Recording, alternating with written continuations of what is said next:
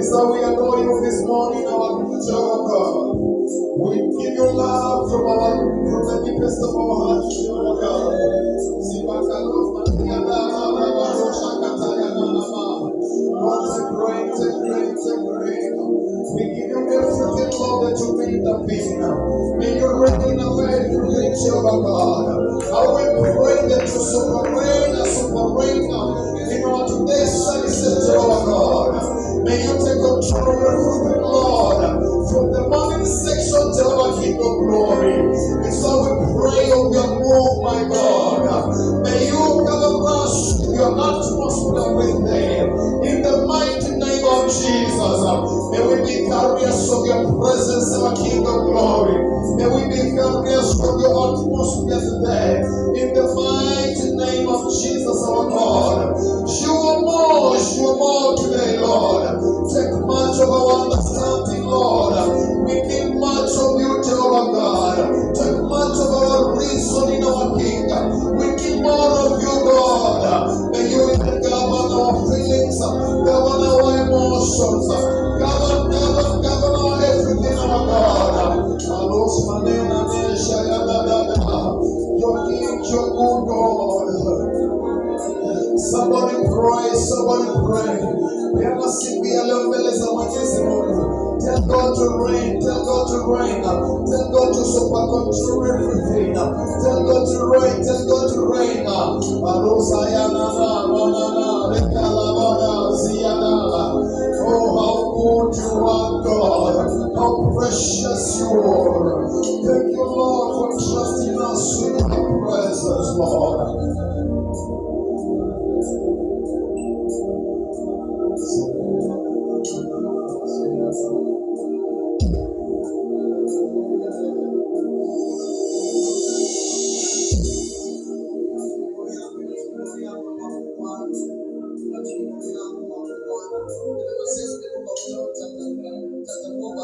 Exactly how we come. When true worshippers shall worship the Lord into that spirit. So just raise up your hands and tell God you want to meet Him. Just want to honor fellowship with the Lord. Mikono yako chukua maneno tu yako. Wale wao wanahitaji kumjua zaidi. Wale wao wanahitaji kumuona zaidi. Wahitaji tu uwepo wake ukawe nasi. Kwa jina la Yesu. Kwa jina la Yesu. Kwa jina la Yesu. Inua sauti yako na mikono yako maabudu Bwana.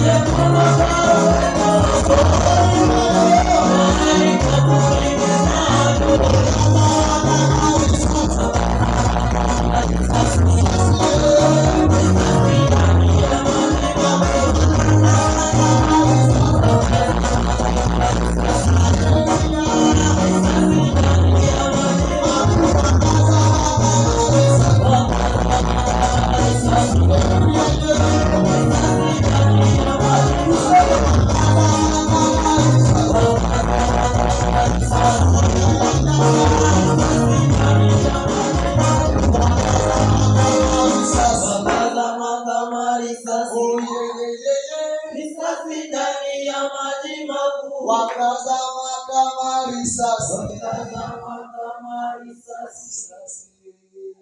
Risasi ndani ya maji makuu. Hallelujah. Can you appreciate the Lord?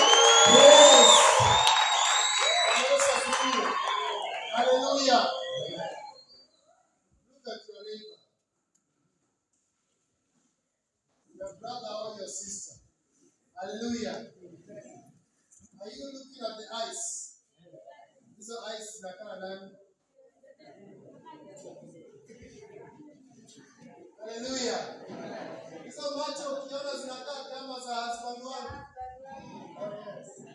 Hallelujah. Bwana Yesu asifiwe. Can you appreciate your friend for coming? Appreciate your friend for being obedient. Hallelujah. Bwana Yesu asifiwe.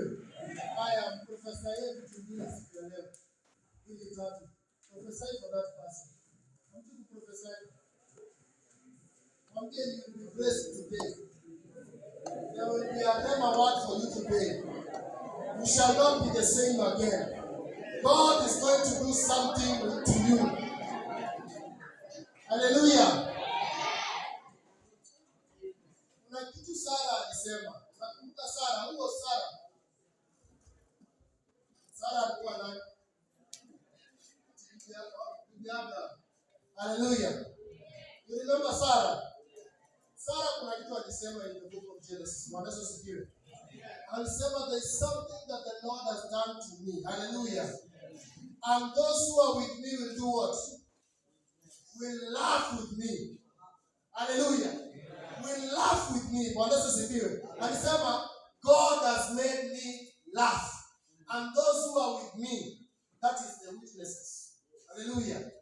They will laugh with me. Hallelujah. Cheka na mwenzako bwana. Cheka. Cheka. Cheka. Cheka. Panua mdomo, cheka. Cheka. Bwana Yesu asifiwe. I believe God for that grace. Siku moja tutacheka hapa uncontrollably. Bwana Yesu asifiwe. You see, kuna kitu kama joy unspeakable. Sema joy unspeakable. Hiyo ikikushika unasahau kila kitu.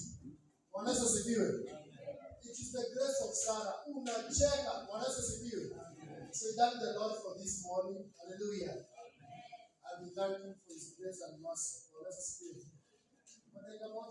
God, thank you because of the word of today. Thank you because of every session of today. We pray that we're going to see your goodness. We're going to experience your mercy. And the Lord, the Father, you're going to pour out your love to us through every servant of the Lord that you have sent our way. Every servant of the Lord that we're going to send our way. Thank you for the rhema. Thank you for the praises. Thank you for the worship. This we pray in Jesus' name. Hallelujah. Bwana Yesu asifiwe. Naweza keti katika uwepo wa Bwana. Pia mwenzako usitoke katika wewe uwepo. Hallelujah. So we thank God for day 3. Can you say day 3? Somebody day 3. Bwana Yesu asifiwe. And it's going to be marvelous, wonderful, excellent, and then again, joyous, beautiful. Hallelujah.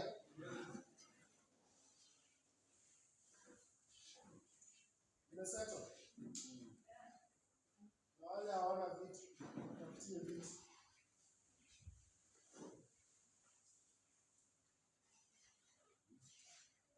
Hallelujah. Haya, rule namba 1 tunasema nini?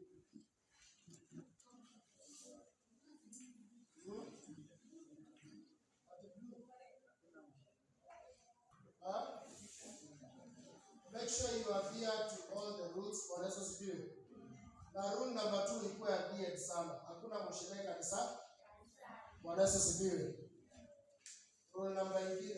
Simu, sema simu. Hata kama uko na Biblia, pastor ataisema. Hallelujah.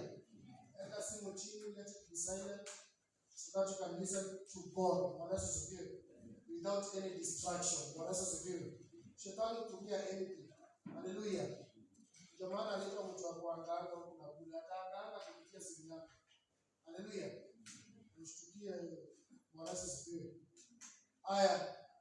Mmekaa vile tulikuwa tumesema tumkae. Where are team services? Team services are working.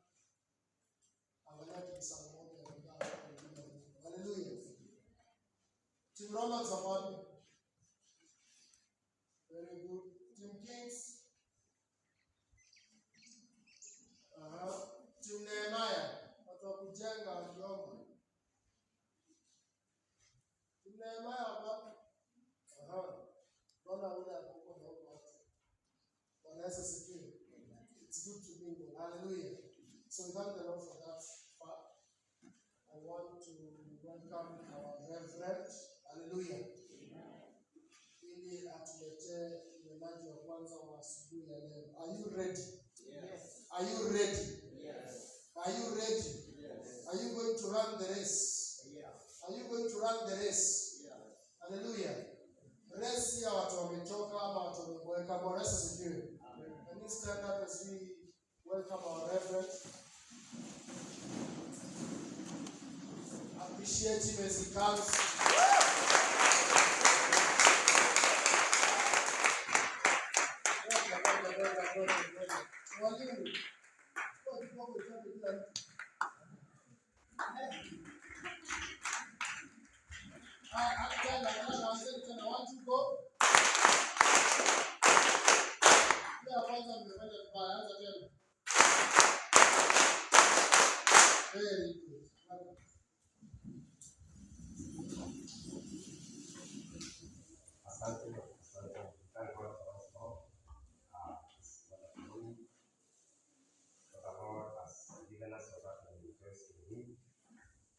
We agree together, we should rejoice in the Lord, because the joy of our Lord is our strength. When you rejoice in the Lord, the power and strength of the Lord comes upon you, and new things happen in you. As we come to a very important time of receiving the word of God, I want you to change your tongue, not when you receive something, when you are seeing something, it must be coming towards you. Lakini wengine wanasema neno la Mungu ikifanya nini ikipita. Sasa ikipita itakusaidia. Lakini I want you to change and adopt this. I receive the word of God. Amen. I know when you receive the word of God, things will be different in your life. Because the word of God is power. The word of God is power. Things will happen in your life. So important to receive the word of God this time. I remember in the book of Joshua, chapter 6, is when the children of Israel were about to enter the promised land. Sindio? They could see the promised land just near them.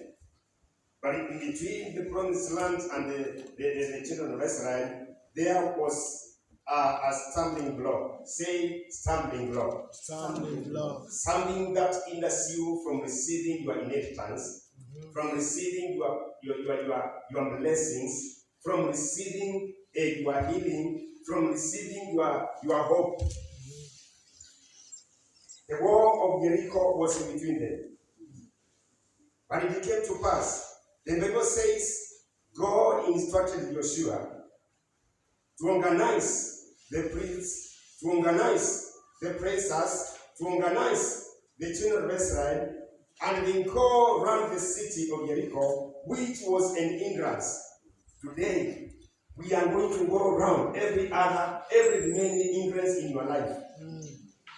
And in the name of our Lord Jesus Christ, it will be no more. Say, it will be no more. It will be no more. It will be no more. It will be no more. Whatever hindrance is remaining in your life this morning, it will be no more. because we are coming and Genesis with the praises of our Lord. Amen. And because in the praises of our Lord there is power, every wall will be brought down. Every hindrance will be pulled down. Every hindrance will be destroyed in the name of the Lord Jesus. Amen. The Bible says they went round the first time, the second time, the third time, the fourth time, the fifth and the sixth.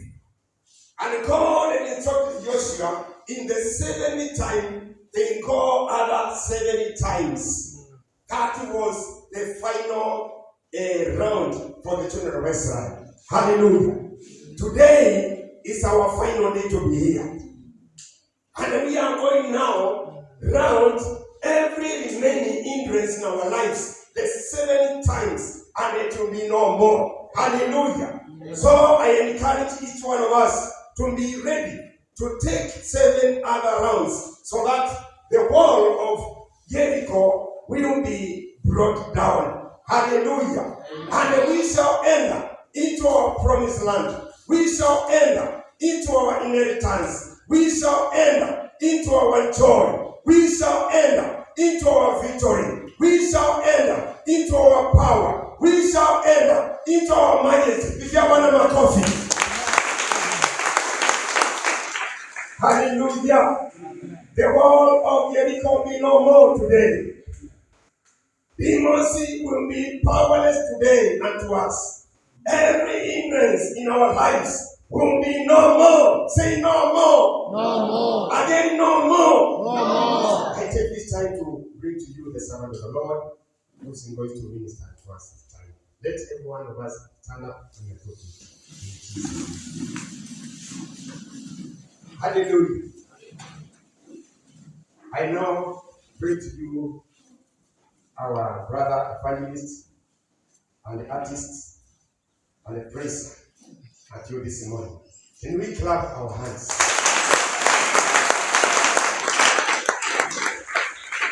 Hallelujah. Now that he has come, I want us to follow the instructions from our teacher. You know, many students fail the exams not because they are not wise, not because they don't know, but they fail to follow what? Instructions. Let us receive him. Another one. Thank you. May God bless you. Amen. How can we help you?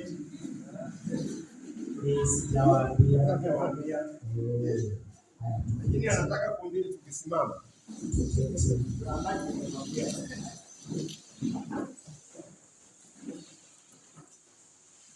Imagine Yesu amenisaidia mimi kufika hapa kutoka tu nyumbani hadi hapa.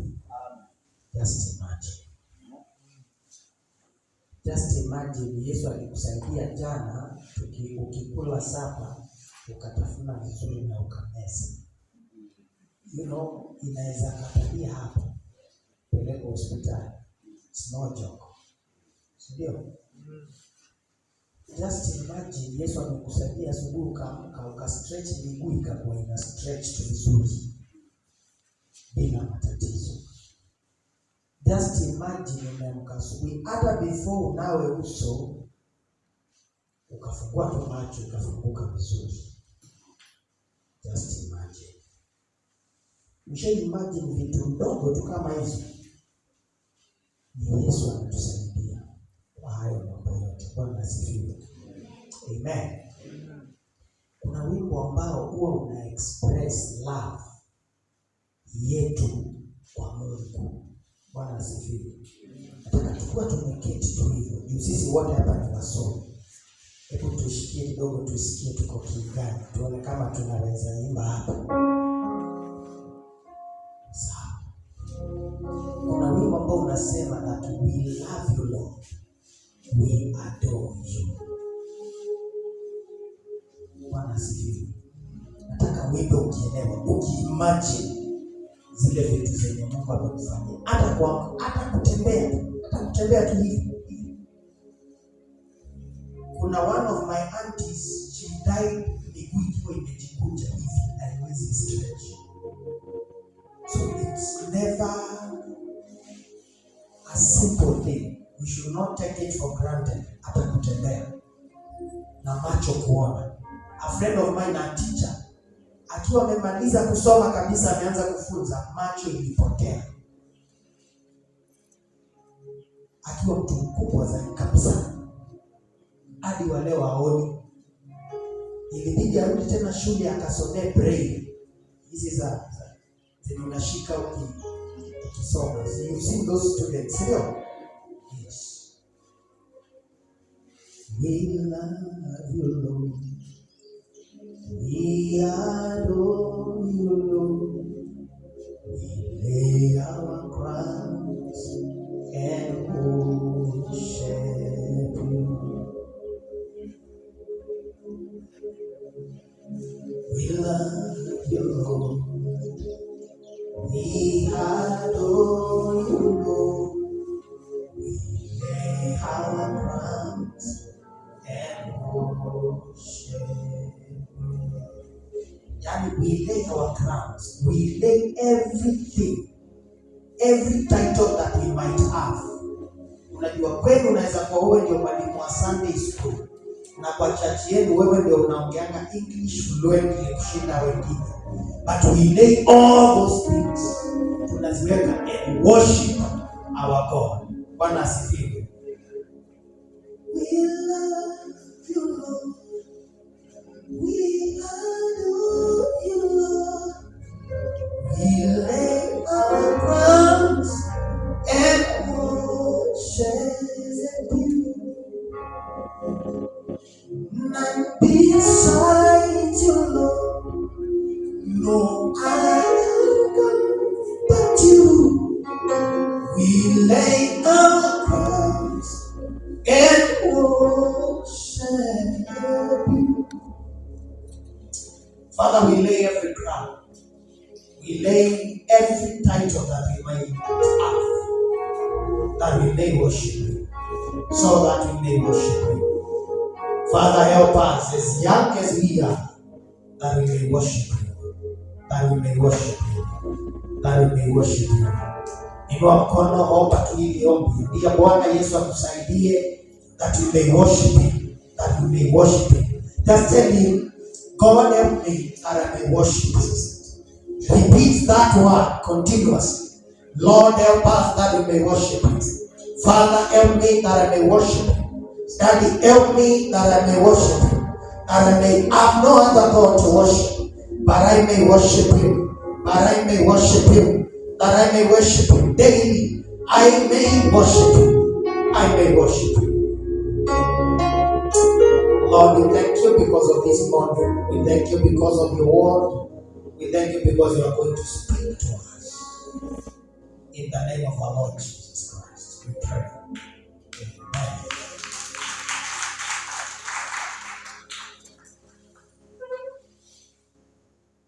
I want to teach you a song. Praise kidogo, in the same key, I think. Praise kiasi. Wako wapi wale watu wangu? Nataka wawili hivi watatu tu. Wakuja. One lady. Yes. I want to teach us a song. Unapenda kufunzwa kweli? Ama you don't like new things? Na kuna wimbo kule Uganda wanaimba wanasema tushikie tusitoke kwa kitu. Afanana Yesu talio.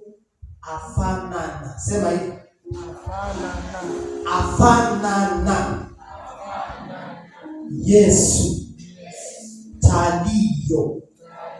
So tutakuwa tunaimba tu tunasema afanana.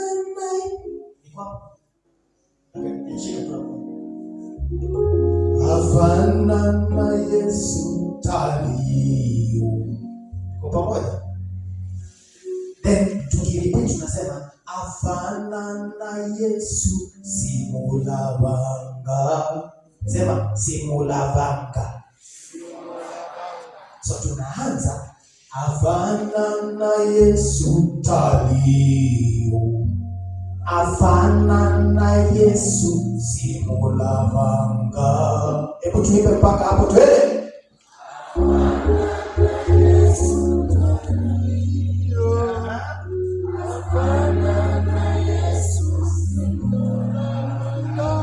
Simulavanga.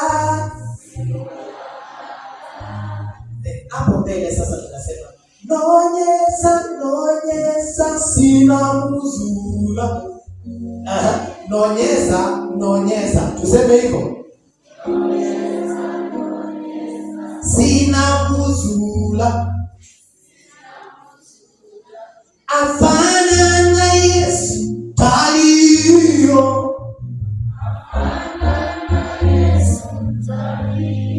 Now listen, tunasema afana na Yesu talio, afana na Yesu simulavanga.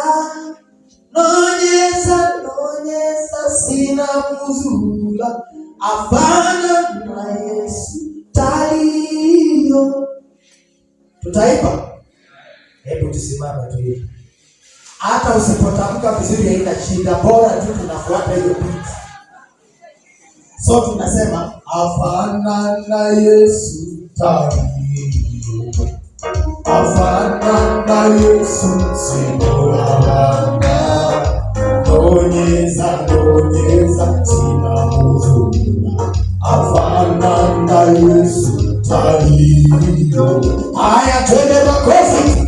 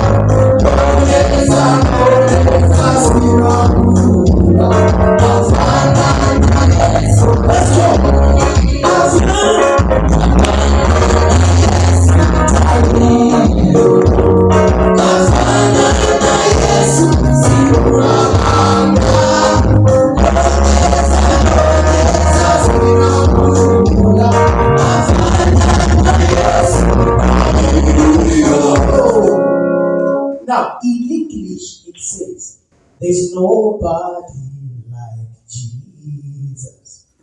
I've never seen one like him. I have searched all over and over. There's nobody like Jesus. Hiyo ni rahisi sana, si ndio? There's nobody like Jesus. I've never seen one like you. I have searched all over and over. There's nobody like Jesus. That is simple. Si ndio? Haya, twende. Haya, sasa cheka pamoja kwa sababu unaelewa tunachokisema.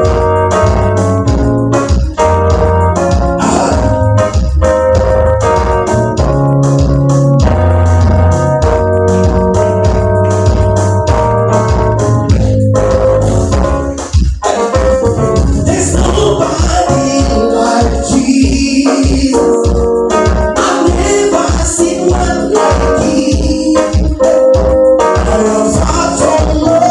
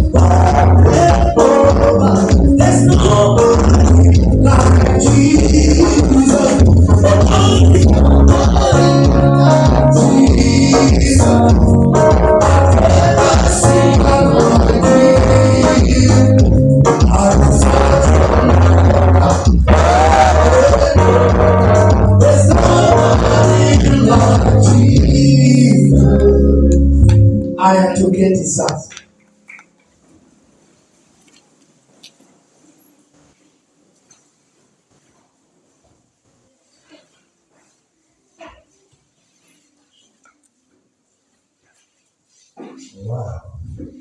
Ambie jirani yako wow.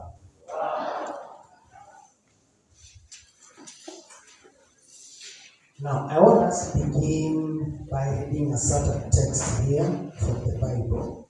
Someone kindly read Ephesians chapter 5, verse 1 to around 19 or 18. Nataka tusome hiyo yote ndio tuflow nayo. Bwana asifiwe. Unajua tunajifunza. Nataka tuflow pamoja. So we have someone having a mic. Atusomee Ephesians chapter 5 verses 1 through 18. I think 18. Nani atatusomea?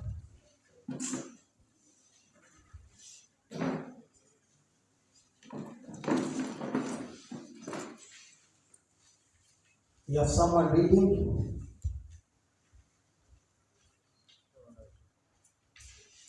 Okay.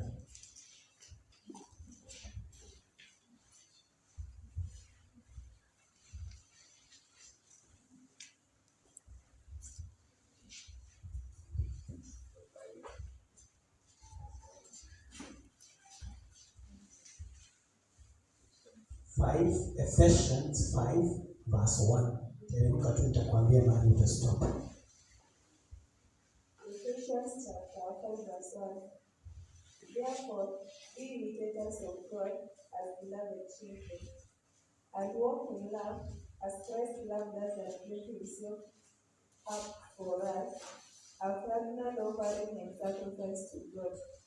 But fornication and all impurity, all covetousness must not even be named among you, as is fitting among saints.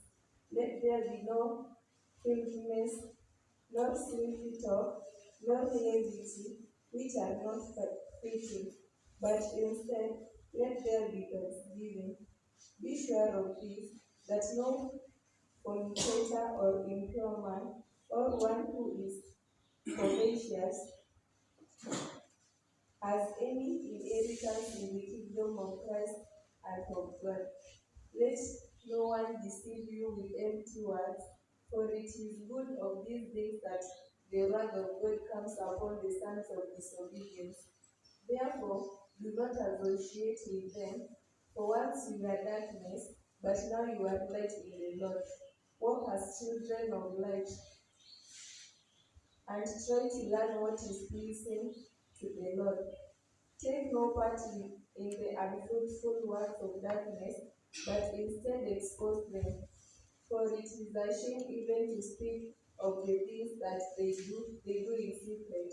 But when anything is exposed by the light, it becomes visible. For anything that becomes visible in light. Therefore it is said, awake, O sleeper, and arise from the dead, and Christ shall give you light.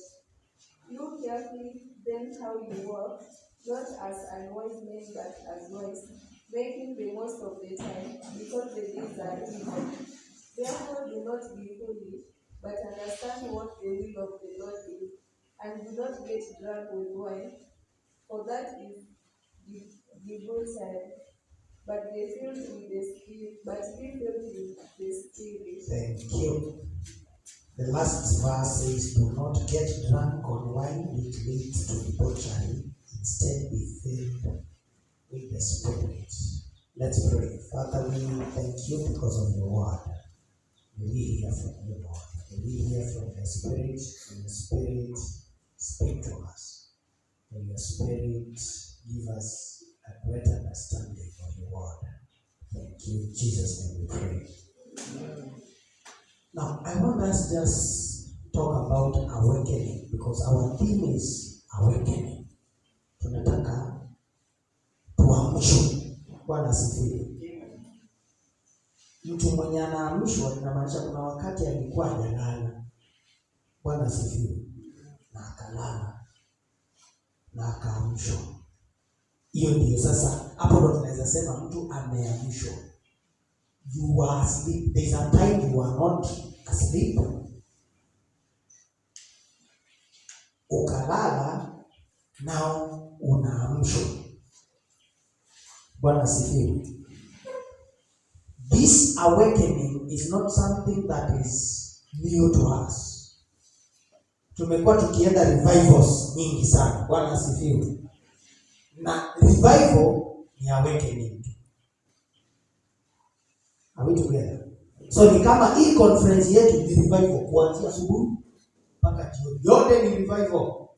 Kwa program tunaweza kuwa tumeweka jioni revivals. Ni vile tu tumezoeaga revivals zinakuwa jioni. But our conference, it is all about revivals. Yote wakati tunaanza hapa morning till late, all through the revival. So awakening refers to revival, but this time round now, awakening in Christ is revival brought by deepening our faith in Jesus Christ. Bwana asifiwe. Deepening our faith in Jesus Christ. Now, tukitengeneza kashimo hapa na mtu akuja tuambie let's deepen, inamaanisha kulikuwa na shimo tayari. Bwana asifiwe. Now we want to dig it kiasi so that it may deepen. We have faith, but we want the faith to be deepened. Are we together? Tuko pamoja? Naona watu wanaangalia nje sana. Sijui tufunge huo mlango. Watu wanakiona mtu huko. Ama mimi mweusi sana sionekani hapa. Bwana asifiwe. We want to deepen our faith in Jesus Christ. That is awakening. Amen. So that wakati unatembea now you've been deepened to vitu vingine ulikuwa unafanya huwezi fanya because you are more rooted. Mizizi yako imeshikashika, imekuwa stronger than it was. Bwana asifiwe. That is all what we want to do today, and that is all what we want to learn. Bwana asifiwe. Now, I've said that awakening in Christ refers to revival brought by deepening our faith in Jesus Christ. Now, my pastor one time told me there's a difference between Jesus Christ and Christ Jesus. We together. Kuna tofauti ya na Christ Jesus. Wakati tumesema hapa kwetu tumesema Jesus Christ, we are referring to the name Jesus. Are we together? Our Savior Jesus. We want to deepen our understanding, our faith in this Jesus, not Christ. You know, Christ Jesus means the office ya Yesu, hiyo office yake. But now Jesus Christ means Yesu mwenyewe. Sasa Yesu the person, Jesus, God Jesus. Amen. We have read Ephesians 5 verses 1 all through to 18. Bwana asifiwe. Now, if we want to deepen our faith in Jesus Christ, then it must always start or begin from total surrender. Total surrender. Wewe ujipeane tu. Ushajipeana mahali. Kuna mchezo fulani watoto walikuwa wanafanya, mmoja anarushwa juu, hata amefunga macho, anakuja analalia mikono za watu wengine. So huyo mwenye anarushwa juu anakuja kulalia mikono za watu, anakuaga surrender totally. Ukichukua mtoto mdogo unamshika unamrusha juu kakicheka, kanakuja chini unashika kanacheka tena, unakana kabisa surrender totally. That is what we are expected to do and to live. We are expected to live that way. Surrender totally to His Christ. How many have surrendered here totally? We will ask that question by the time we are finishing. Bwana asifiwe. I'm not taking time. Tunamaliza. Unajua mimi najua wana youth vile wanakuaga. Ni watu concentration yao inaisha haraka, wanaanza kusikia kutoka nje, kuongea and such. Bwana asifiwe. So we say that for us to deepen this faith in Jesus Christ, then we must begin from a total surrender to Christ. I want to read John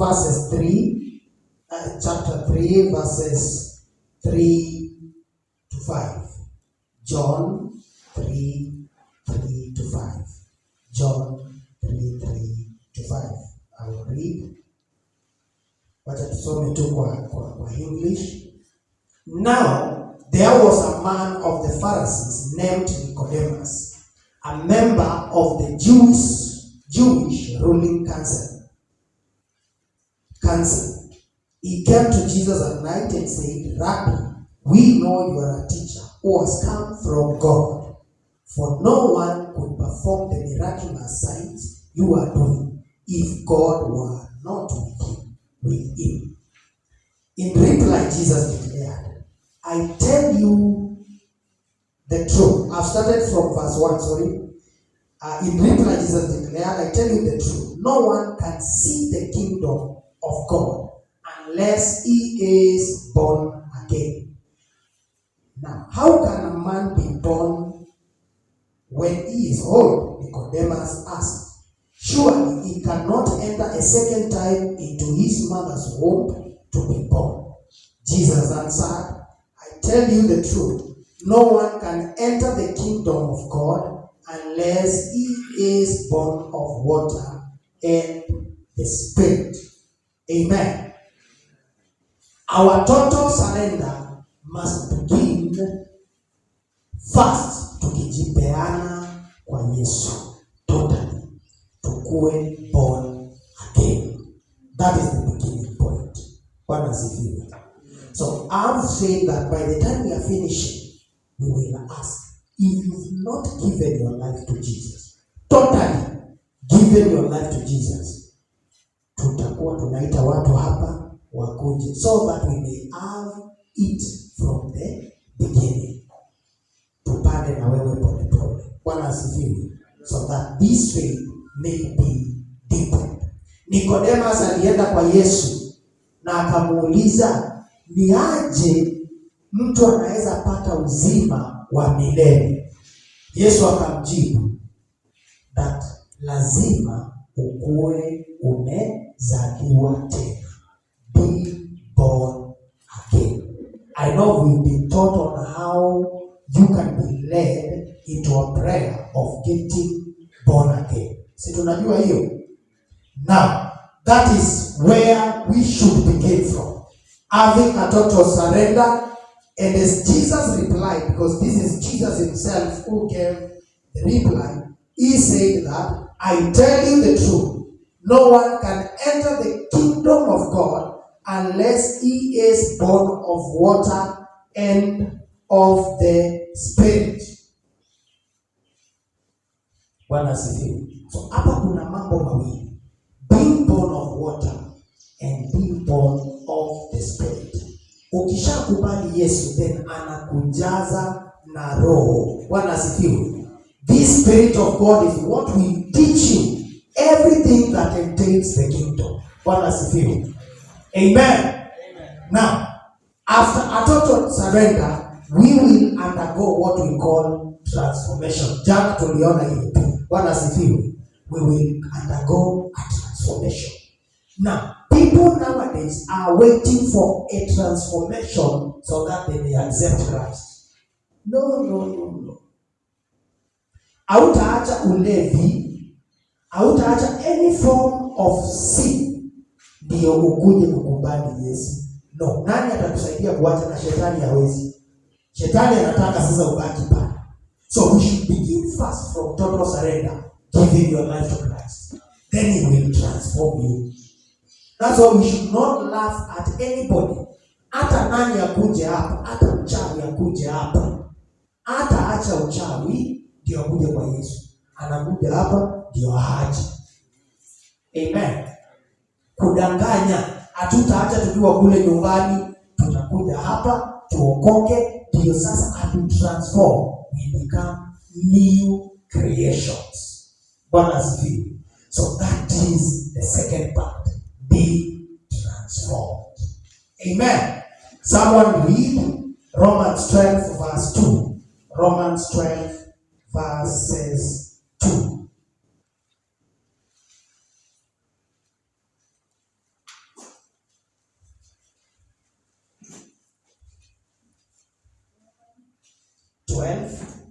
verse 2.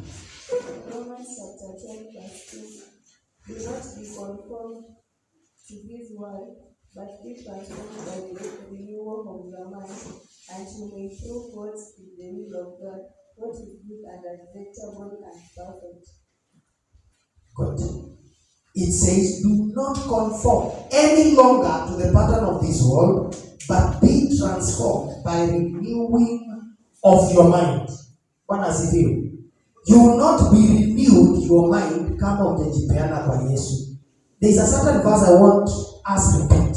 Ephesians chapter 5 verse 10. Nataka tusome hiyo verse 10. Hiyo verse 10. Kuna kitu nataka tuone pale, so that we may be renewed our mind. We may be renewed. Verse 5, chapter 5, verse 10. Ephesians chapter 5, verse 10. Mm-hmm. And try to learn what is pleasing to the Lord. Yes, good. And learn what is pleasing to the Lord. My Bible says, inatumia English ingine rahisi kidogo. Let me read from my Bible here.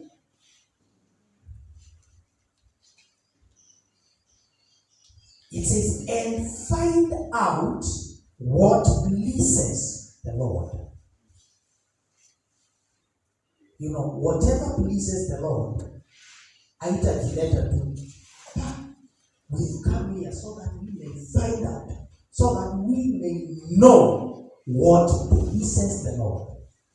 Knowing God's will, si kitu itajileta tu yenyewe. You will have to look for it. Are you getting me? Tusilale, naona watu wanakulala kule nyuma. Find out. Know what pleases the Lord.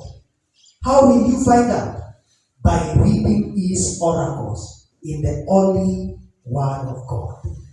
Bwana asifiwe.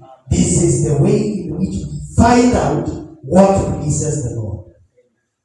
Hakuna njia ingine. Bwana asifiwe. But when we read our Bibles, then it is the way. It is the will of God. Whatever the Bible is saying, that is the will of God. Bwana asifiwe. There is no other argument. This is the will of God. So finding out is reading this, being in spirit.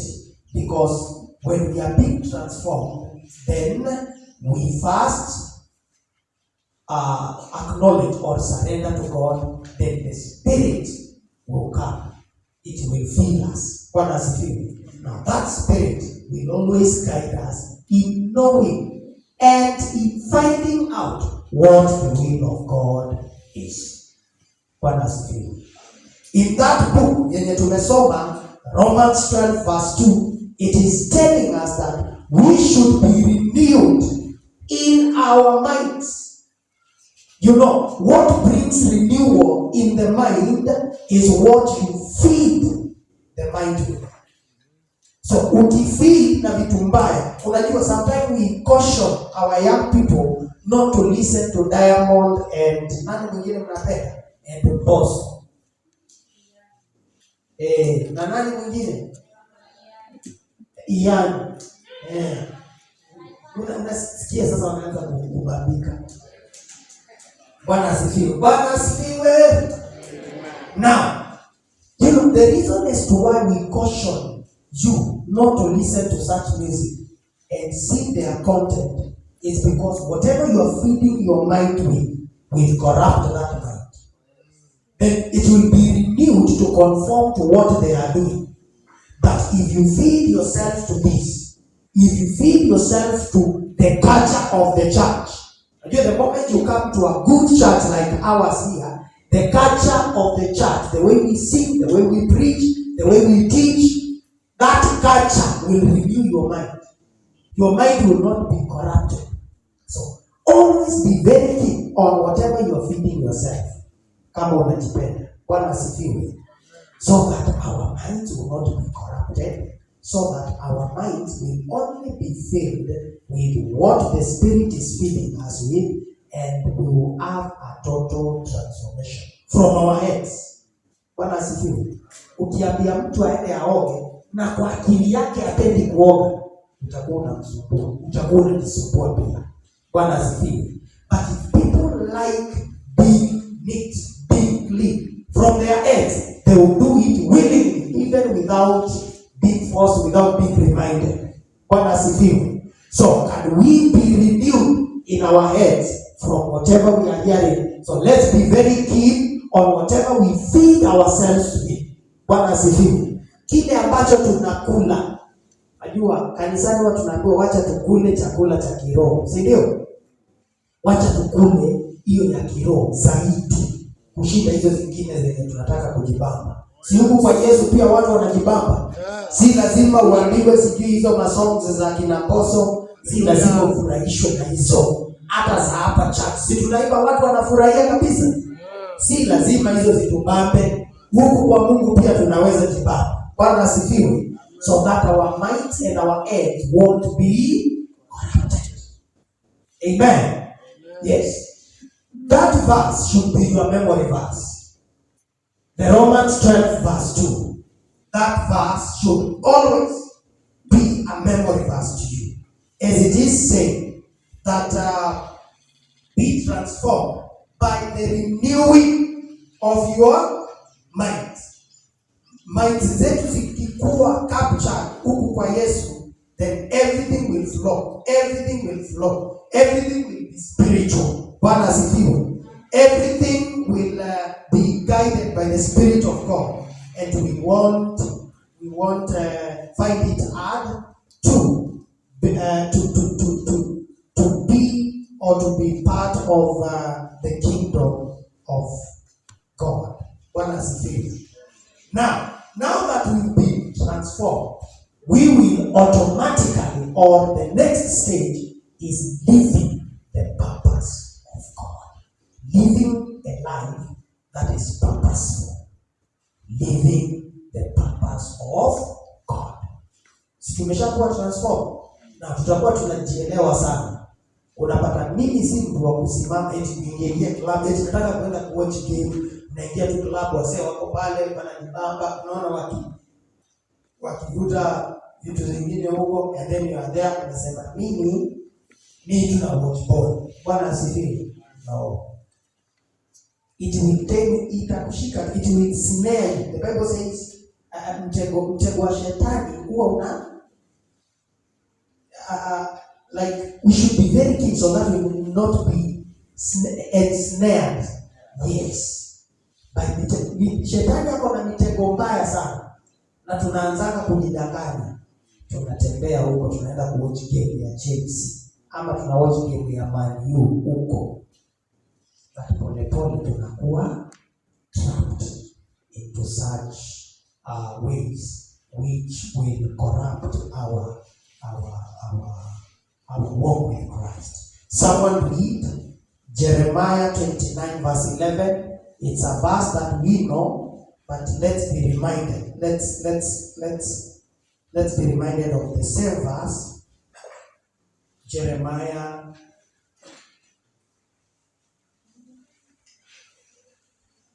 29:11. Ni verse tunajuanga sana. So can someone read?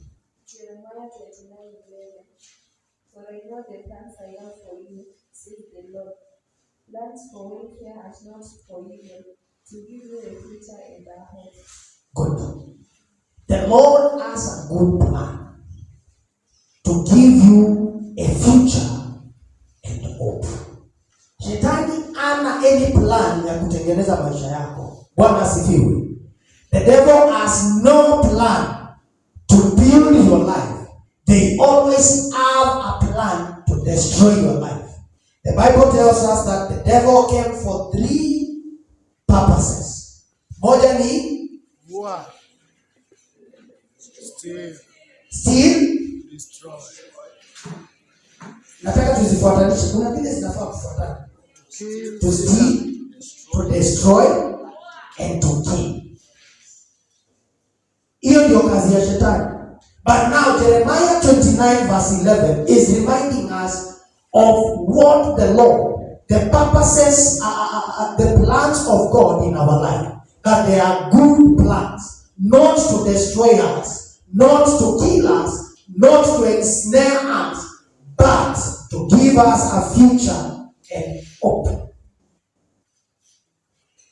Hii maisha ukiwahi poteza tumaini, that is hope, you are dead. It's like you are dead. Bwana asifiwe. Hata unaweza jiachilia pale kwa lami ugongwe na gari ukufu, because you have no hope.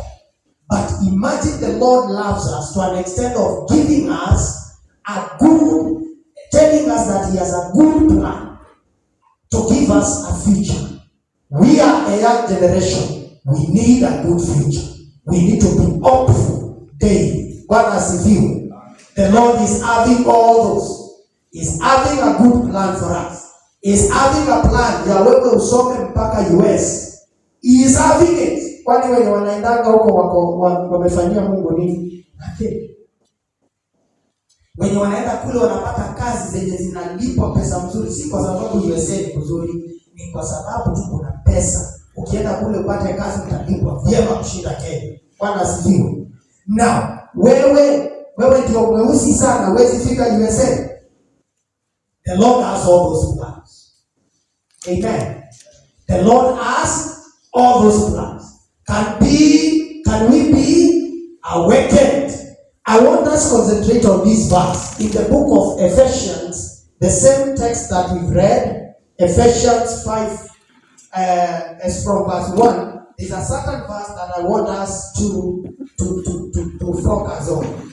I think it is verse 5. Can you read for us verse 5? Ephesians chapter 5, verse 5. Not verse 5, sorry. Verse 14. Yes, verse 14. Thank you. Ephesians chapter 5, verse 14. Therefore it is said, awake, O sleeper, and rest from the dead, and Christ shall give you light. Read again, kindly. The same verse. Ephesians 5:14. Therefore it is said, awake, O sleeper, and arise from the dead, and Christ shall give you light. Yes. For it is light that makes everything visible. That is why it is said, wake up, O sleeper, rise from the dead. Kwani watu wenye wamelala wanakuanga wamekufa. Wake up, O sleeper, arise from the dead. When you are sleeping, you don't think, you don't see what is happening. Bwana asifiwe. It's like you are dead. Amen. Now tunaambiwa, let's awake from that sleeping point. Let's arise, and the light of Jesus Christ will shine upon us. Bwana asifiwe. Why are you sleeping? Hebu uliza mwenzako, why are you sleeping? Mwambie, I'm not sleeping. Good. Tu hapa hapawezi kaa mtu mwenye amelala. Bwana asifiwe. Are you dead?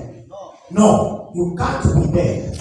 You have Christ in you, and you deepen your faith in Him. Bwana asifiwe. The verse is very deep. I wish we could have a way to understand it more better. But I just want to read it again. Wake up, O sleeper, rise from the dead. The verse below says, be very careful then how you live, not as unwise, but as wise. Some versions say, be very careful then how you live, not as fools, but as wise. Don't be a fool. Wake up from that bed. Bwana asifiwe. Wake up and learn how to know Jesus. Because we've said, lazima we learn, lazima we know. And we've said the manual is the Bible, is the word of God. Bwana asifiwe. Let us all learn on how to live as wise, not as fools. The verse below says, making use of every opportunity, because the days are evil. Jana tukiongea na wenye wamemaliza form 4, I told them they should start thinking on how to get money as early as now. The days are so evil. Think. The moment you leave your brain just to be idle, then you will think of other things. Kama ni msichana mdogo unafikiria kuolewa immediately. Kijana mdogo unaanza kuona kuoa. Bwana asifiwe. Which maybe might not be the right time for you right now. Bwana asifiwe. So start thinking. Living as a wise person. Living as someone who knows the seasons. Bwana asifiwe. But now, you will not understand the seasons if you not totally surrender to Christ, if you not be transformed by this Christ, so that you may belong to the kingdom. If you are not into the kingdom, kama hauko kwa kingdom, hapo ndani kuna vitu huwezi elewa. Bwana asifiwe. That is why utakuwa unaona watu wana preach huku, unaona hawa bwana wana waste time now. Unafeel it's like they are out of place. Bwana asifiwe. But if you are into the kingdom, inside the kingdom, then you will be able to understand the will of God. You will be able to know the will of God. Bwana asifiwe. Knowing. Jana tulijifunza. Knowing the will of God. And knowing Christ. If you know it, you will know His will. Amen. Kuna vitu kiwa hapa, huwezi fanya nyumbani kwenu. Because you know kanuni za nyumbani. Bwana asifiwe. So if you enter the kingdom fully through total surrender, then there are things that you will not do because you already know the will of your Father. You know the way your Father operates, and that is Jesus Christ. Bwana asifiwe. So can we all live as wise, not as unwise? Can we all live a life of total surrender to Christ, not just living very shallow lives? Let's all deepen our faith in Him. Bwana asifiwe. Let's be deep. Hallelujah. The deepening will be brought by a reminder again by the word of God. Haitakuja tu. Haitajileta. Bwana asifiwe. Hiyo verse, Ephesians 5, is it 5? That will say that know or find out what the will of the Lord is. Finding out ni kitu unaenda kusearch. Google, or if you have a dictionary and you look the meaning of find out. Find. Watakuletea options pale za out, find, whatever. Kama kuna English kama hiyo. Now, finding out something you have to do a research. You'll have to study. Ni kama unafanya analysis ya kitu. Bwana asifiwe. The only way, the manner that you can analyze and know God, we have said it is the Bible. Or any book that is written by a person who is spirit-filled, and a book that is recommended by either Rev or the clergy in the church. Bwana asifiwe. Let's read, let's know what God is planning, and let's know what His will is. Bwana asifiwe sana. Amen. Wow, hebu ambia jirani yako, wow. Tuko hapa na tunataka kumjua Yesu zaidi. Simwambie hivyo. Yes. Bwana asifiwe. Rev, nimekuja nikajua that there are young men who are taking alcohol in church. Yes. Hapo tu kanisani, but akipata opportunity anapiganga chwa.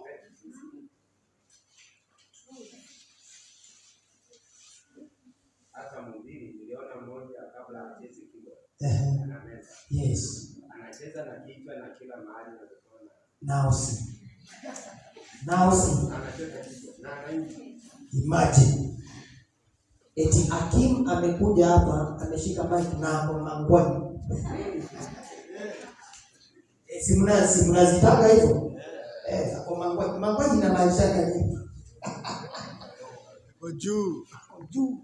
Ako hai. Na hii Christmas vijana wadogo ndio wanajifunza mchana.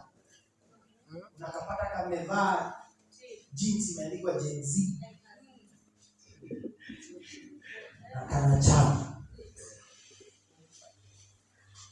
Don't conform to the patterns of this world, but be transformed by the renewing of your mind. When I was in Form 4, my elder brother alikuwa anakuja kukula miraa kwa nyumba yangu nikisoma. Na makombe. Yes. Analewa nikiwa hapo nikisoma hesabu, nikisoma simtuni bado ziko siku hizi. Yes. Nilikuwa nimekafanya around 3 times kote. Na anakula miraa nikiwa, but I've never tasted. Because I knew what my mind is focused on. Can we be focused? Living as wise, not as fools. Bwana asifiwe. There is a time I was called somewhere. Niliitwa mahali na rafiki yangu mmoja. Wakati nilikuwa nanunua gari yangu na nikapata wanalewa. Bwana asifiwe. Ni rafiki yako na pesa sana. And now a certain friend of mine came there. Ni mwimbaji tu. Akakuja hapo. Na sisi tukafanya biashara, mimi nikatoka nikaenda. Nikapigiwa simu usiku kabisa na huyo rafiki yangu. Niambia, "Haya, kumbe rafiki yako anaimba gospel. Anaweza leo hivyo hata sasa ndio tumemfikisha kwa nyumba."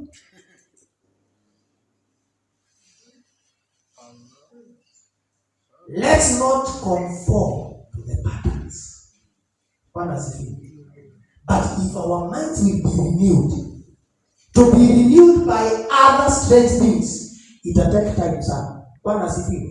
But because we will daily desire to know Christ through His word, then our minds won't be corrupted very easy. Bwana asifiwe. Yes. Shetani ni tough sana. Anashika watu dakika moja hivi very fast. Bwana asifiwe. So let's not be snared by those snares that move, so that we may live a life that is holistic, and that is Christ-centered. Bwana asifiwe. Now, those of us who might think of taking alcohol, unajua kuna watu Rev wanasemaga Yesu aliturn maji into wine. Kwanza kikapa cha mbinyu. Si ndio? Mbinyu. Kendo kitoa left. Tell I want us be reminded by the Bible. In the same book of Ephesians, chapter 1, I want us to read the last verse that we read, verses 18. Verse 18. So that we will be awakened. Kabisa tuachane na kufikiria otherwise. Amen. Kindly read for us Ephesians 5:18. Ephesians chapter 5 verse 18. And do not get drunk with wine, for that is begotten, but be filled with the Spirit. Good. Nataka nisome kwa Kikamba. Ephesians Aebeso kifungu cha 5 na mstari 18. Pendo kesi nenda kila mundu yenesa. Na moikatonywe ni mbinyu. Nayo imekwa medhuku. Mbinyu ye chao ni Biblia. Kesi ya wando mea simu kekabe mundu na Biblia lampa ndege alikamba. Ni alikamba. Kato some no ni kana muikase na soma sibisia hata Yesu Aebeso kifungu cha 5 mstari 18 uyasio na muikatonywe ni mbinyu nayo imekwa mithuku ende uso wai nebera.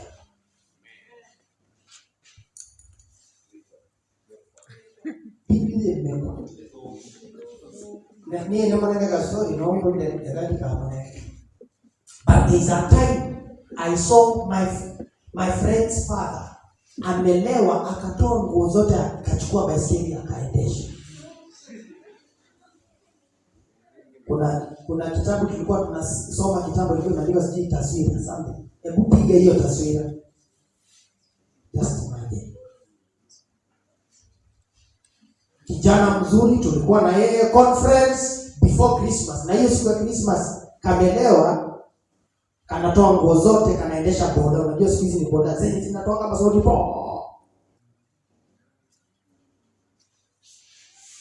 The Bible is reminding us, let's not be drunk with wine.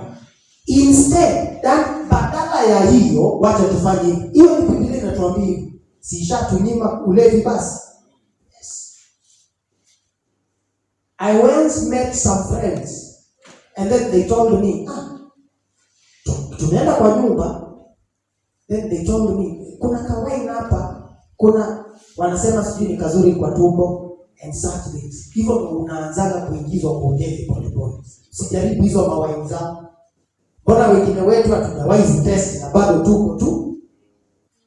Bwana asifiwe. Na utakufa. Yes, na very okay. Hata kama tumekonda, Yesu ni mzuri. Amen. Nini itakuwa sawa. Bwana asifiwe. So take care of yourself. I'm telling this to everyone. Unajua, there's a certain pastor hapa Makindi. Alitulea sana tukiwa wachanga. And when he was old, he entered into alcoholism.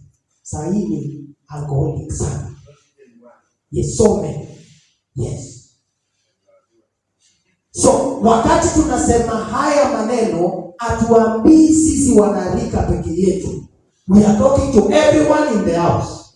Bwana asifiwe. So, msione ni kama au watu walikuwa wanatua viasibini. Oh, no. We are telling everyone. Bwana asifiwe. Live as wise, not as because the days are evil. The days are so evil. Bwana asifiwe. Yesterday I was giving the Form 4 leavers a testimony of a young boy who really wanted to sing. And akatafuta mtu aende kumsaidia kuimba. Mwimbaji mmoja mkubwa. And then the boy was about to be raped by that man. The night he went to look for help. Bwana asifiwe. Live as wise. Know the will of God. If that boy could have known the will of God, God angered direct to such kind of a man. But because he never knew the will of God, that is why he took himself there. He followed his instincts. Na tulisema, ngoni ngekai. Amen. Inakupelekaga ile mahali mbaya tu. But reason out and know what the will of God is, so that you may live a purposeful life.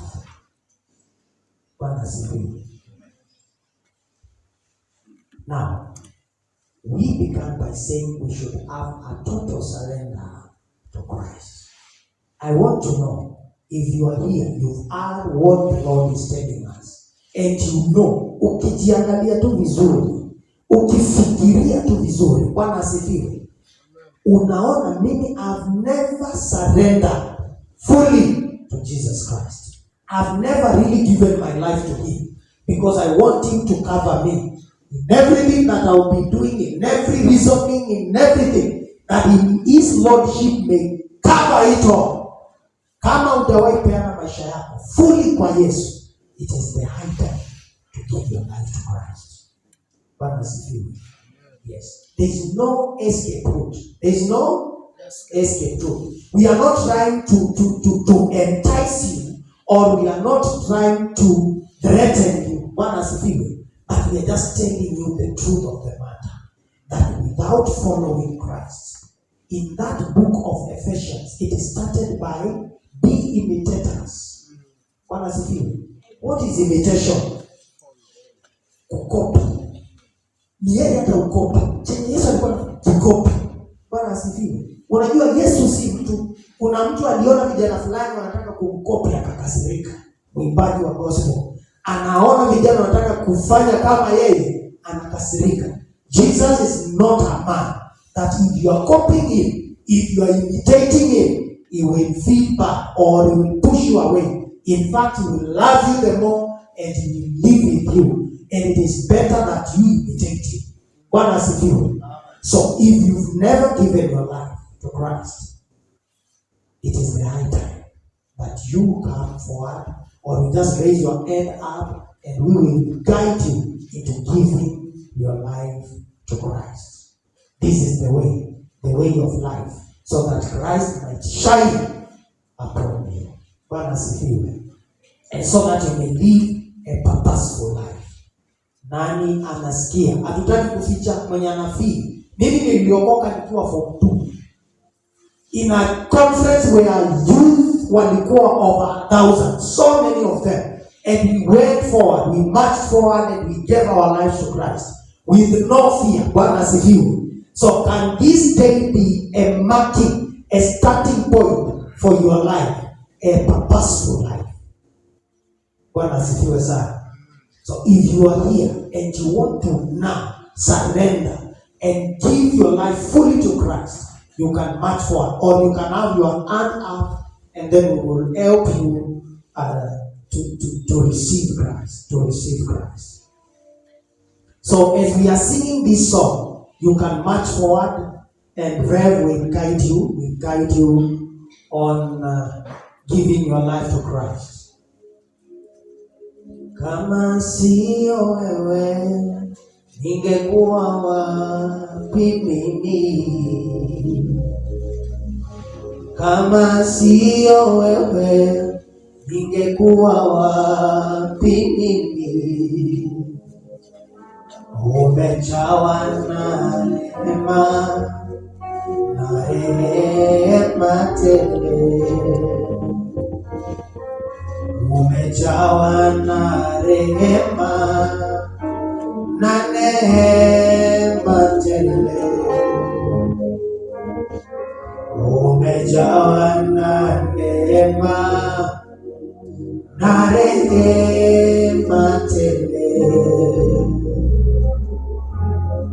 Kama sio wewe, ningekuwa wapi mimi? Kama sio wewe, ningekuwa wapi mimi? Umejawa na neema na rehema tele. Umejawa na rehema tele. Kama si wewe, ningekuwa wapi mimi? Kama si wewe Bwana, ningekuwa wapi mimi? Baba umejawa na rehema tele.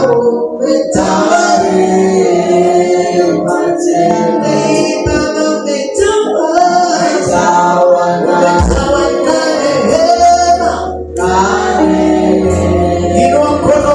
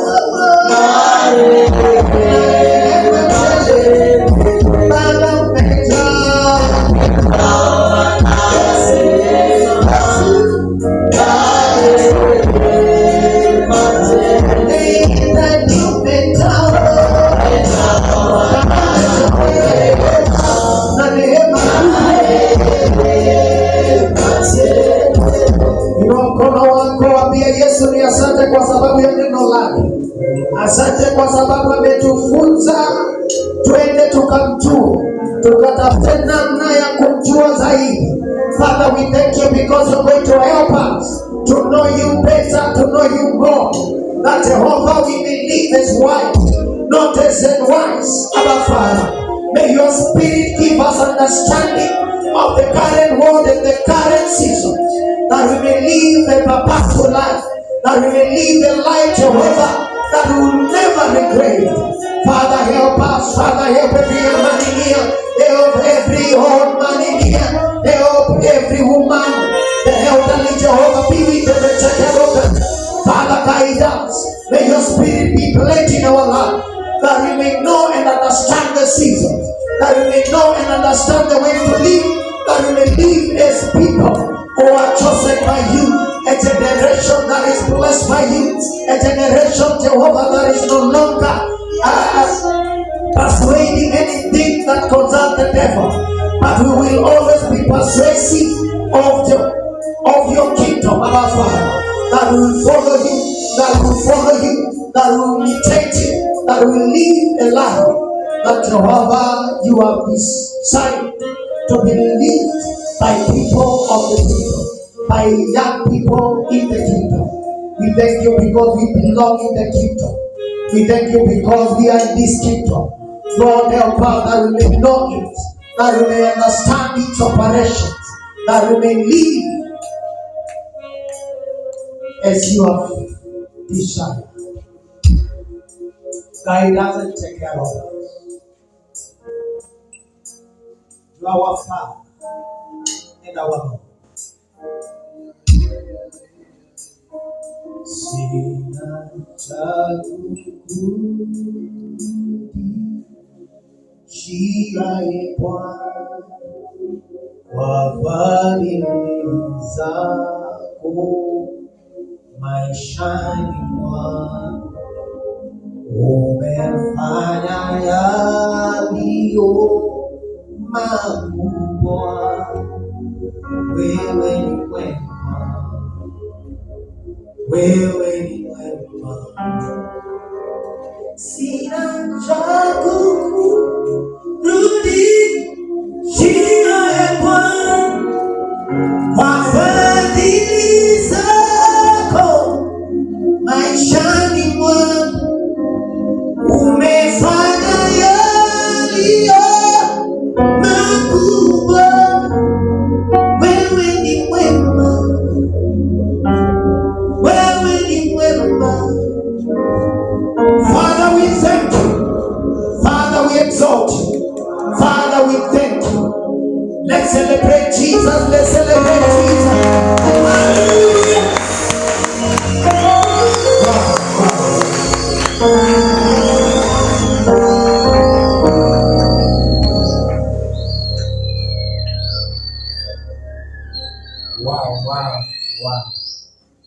Wow. Pigia mtumishi wa Mungu makofi.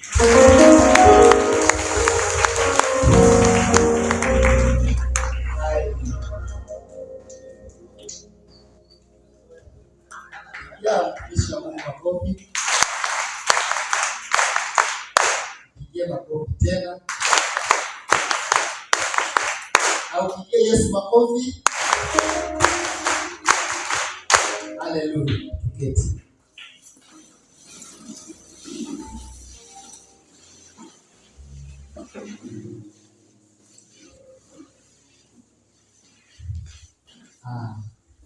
Sitaki kuongezea jambo, kwa maana tumesikia jinsi vile Bwana ananena. Yesu asifiwe. Yesu asifiwe. Amen. Yes. And the word of God is true. Pema umemba wewe. Lewa na ame kawe tani bila mbaya mwe. Wala tunasoma wa mstari. Na ame kawe tani. Na Mungu wangaiko wake kwa na amaweka. Na ame kawe tani meza tena. Nekawe tani wewe. Nekawe tani wewe. Nikawa hata ni nyumbani ya mwili. Ndio mmeambiwa Tiko. Na yo mendo tumeina mendo. Ni wasoma na nyumbani ya mwili. Amen. Amen. Nashukuru Bwana sana kwa umbali huu tumefika, tunaendelea vizuri, ni kwema na Mungu. Tunaenda break ya 20 minutes. By 11:20 tuwe tumerudi. Tuendelee na session 2. Barikiwa na Bwana. Naweza enda